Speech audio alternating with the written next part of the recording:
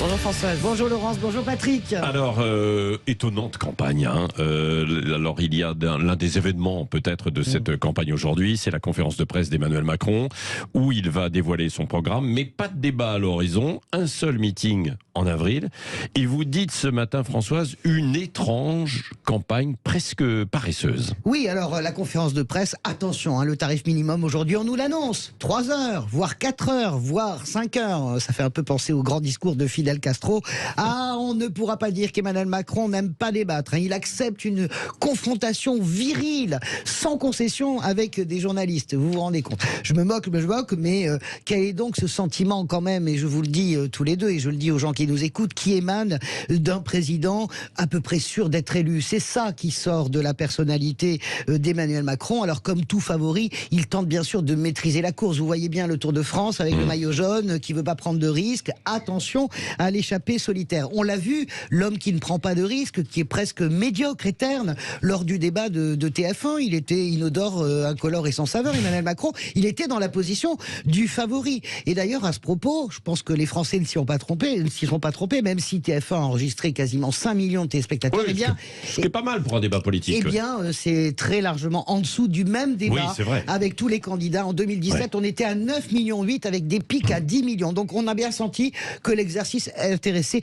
moyennement. Et puis, on voit l'organisation méthodique de cette non-campagne par Emmanuel Macron. Comme Mitterrand en 1988, il envoie ses ministres faire campagne. Mais attention, dans des salles intimistes. Il n'est pas question que Jean-Michel Blanquer se retrouve devant 10 000 personnes. La lumière, c'est pour lui et c'est bien normal. Il esquive, il profite de son avantage, de sa position de surplomb. Rendez-vous compte, il est président sortant, président de l'Europe et candidat. Et en fait, ce que nous dit Emmanuel Macron, sans le dire, sans les sous-titres, c'est mon élection, ma réélection, c'est une formalité. Je ne sais pas s'il le pense, mais en tout cas, c'est ce qui se dégage. Alors, il distille comme si, par-ci, par-là, à la retraite à 65 ans, on supprime évidemment la redevance télé, et puis l'organisation méthodique, comment il enjambe la présidentielle, puisqu'on nous dit que la dissolution de l'Assemblée nationale est quasiment actée, c'est-à-dire dans la foulée de la présidentielle. Pourquoi? Pour s'éviter un trop grand écart.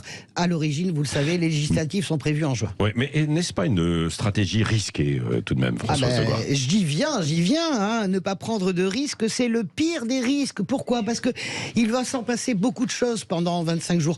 Il va d'abord y avoir des images très fortes. Jean-Luc Mélenchon à Bastille, dimanche, il va mettre des dizaines de milliers de personnes dans la rue qui vont le suivre. Il en a mis 15 000 à Lyon, pourquoi pas 20 000 ou 30 000 à Paris.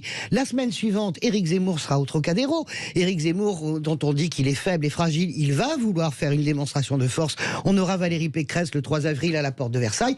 Lui, Emmanuel Macron, on nous programme un grand meeting le 2 avril, on ne sait pas encore où exactement, ou le Zénith ou l'Arena à la Défense, dans un exercice où il n'excelle pas. C'est vrai que ça n'est pas un très grand orateur, Emmanuel Macron. Et puis attention. Je n'ai pas vu si Marine Le Pen organise aussi un très grand meeting. Je n'ai pas encore les dates, mais bien sûr qu'elle va le faire. Attention aussi à l'ivresse des sondages. On la connaît, cette ivresse. C'est un véritable poison.